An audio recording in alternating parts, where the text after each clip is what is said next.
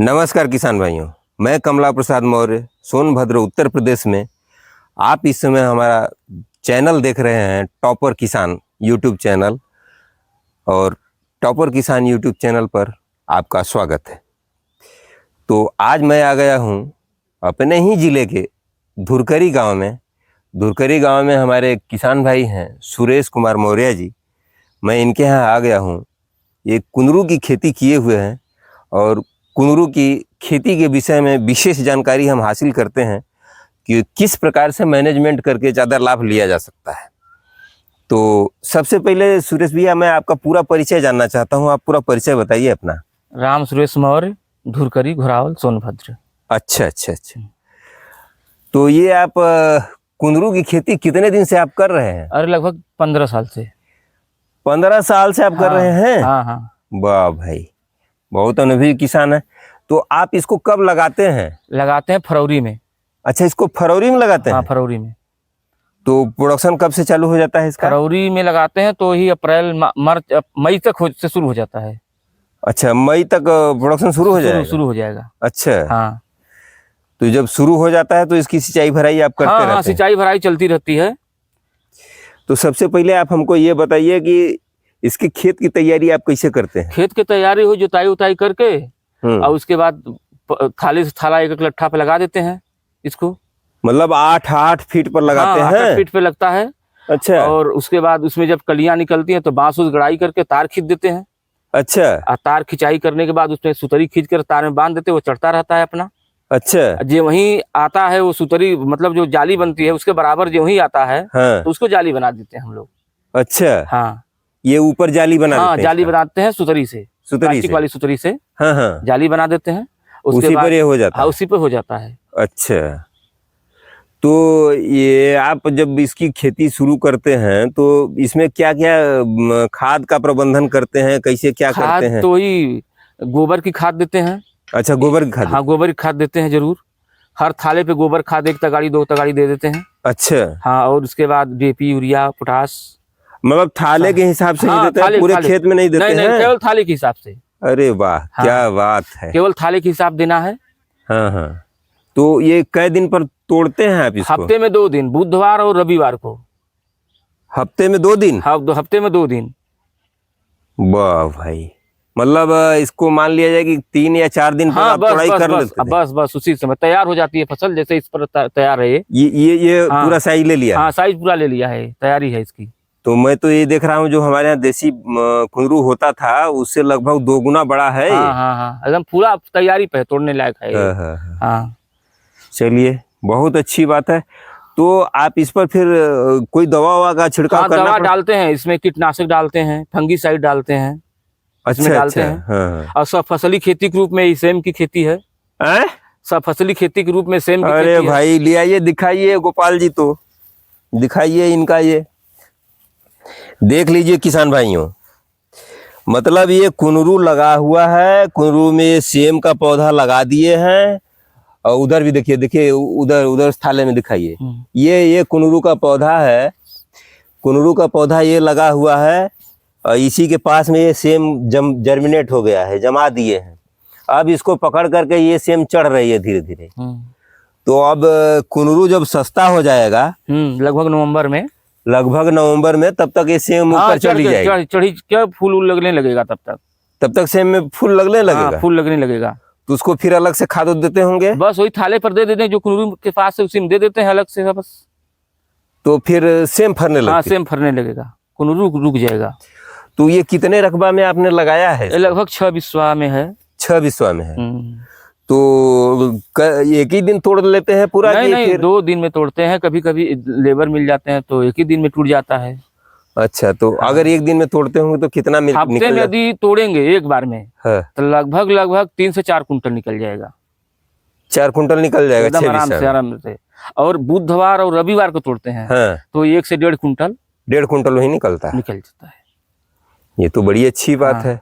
तो आपको ये कैसे समझ में आया कि कुंदरू की खेती करनी चाहिए? क्योंकि हमारे यहाँ लोग कुंदरू की खेती नहीं करते हैं, अक्सर परवल और मिर्चा, टमाटर इसी पर ज्यादा ध्यान केंद्रित करते हैं। कुंदरू खेती इसलिए समझ में आया कि कोई हमारे रिलेशन का था, वो बताया कुंदरू खेती थोड़ी अच्छी है हाँ, ले जाओ करो। वो केवल 3-4 थाला लगाए थे हाँ, और हमको दिए तो हम 15-20 थाला लगाया। हाँ, अब 20 थाला लगाया तो मार्केट में जब लेकर गए हम तो 25 रुपए किलो बिकने लगा। तो हमको लगा कि नहीं, बीज का पैसा भी नहीं है हाँ, और ज्यादा दवा भी नहीं है। हाँ, तो हमने कहा वाला इसका शुरू किया। तो लगभग 15 साल पहले, लगभग हमको लगा 2007-8 से हाँ, यही के आसपास खेती शुरू किए। तो उस समय तो बहुत थोड़ी सी एरिया में करते थे हाँ, और कोई इसके विषय में मान लीजिए कि 2015 के पहले कोई जानता ही नहीं था, हम करते थे तो। अच्छा, हाँ, लेकिन जब वो अच्छा पैसा मिलने लगा तो सब लोग इस पे चॉइस करने लगे। तो कम से कम 100 किसान के आसपास तो हमारे यहाँ से खुद ही बीज ले गए हैं इसके।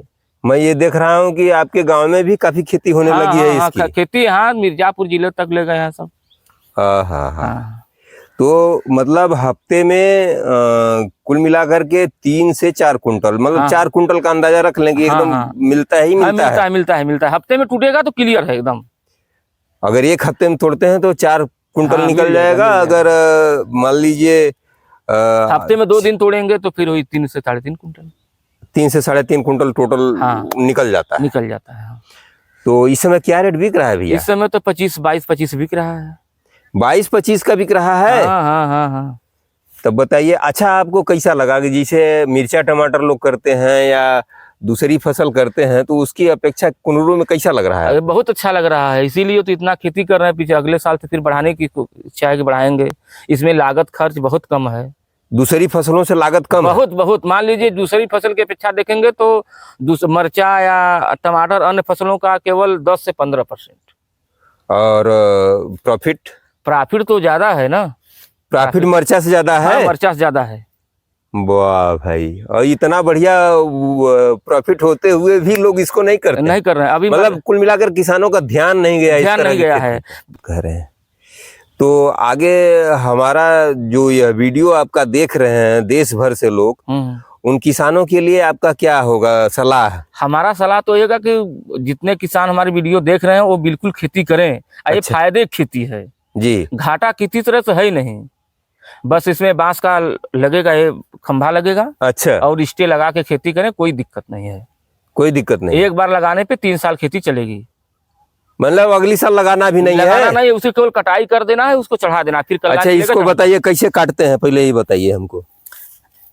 इसको यहाँ से काट देंगे, यहाँ से अच्छा। काटेंगे यहाँ से। अच्छा, यहाँ से करीब करीब आधा फीट से ऊपर हाँ, जो है 6 इंची 4 इंची ऊपर से काट देंगे।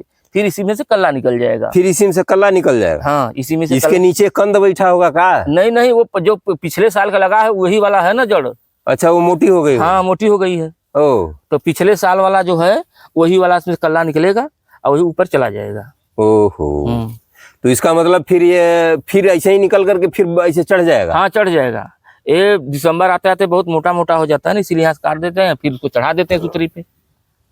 अच्छा, इसको काटते कब है? फरवरी में, जब ये कल्ला निकलने लगता है फरवरी महीने में। मैंने इसको फरवरी में काटते हैं? हाँ, फरवरी शुरू से लेकर लास्ट तक या मार्च प्रथम तक कटाई काट देते हैं। हाँ, काट देते और उसके 1 महीने बाद ये फ्रूटिंग देने शुरू? अरे वो तो 1 हाथ का होगा, फलने लगेगा वो।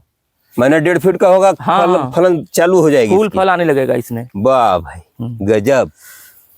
तो आप इस तरह से मैनेजमेंट करके, मैंने देखा कि आप सेम भी लगाए हैं और जैसे ही कुनरू खत्म होगा इसी तार बांस पर ये सेम चढ़ जाएगी।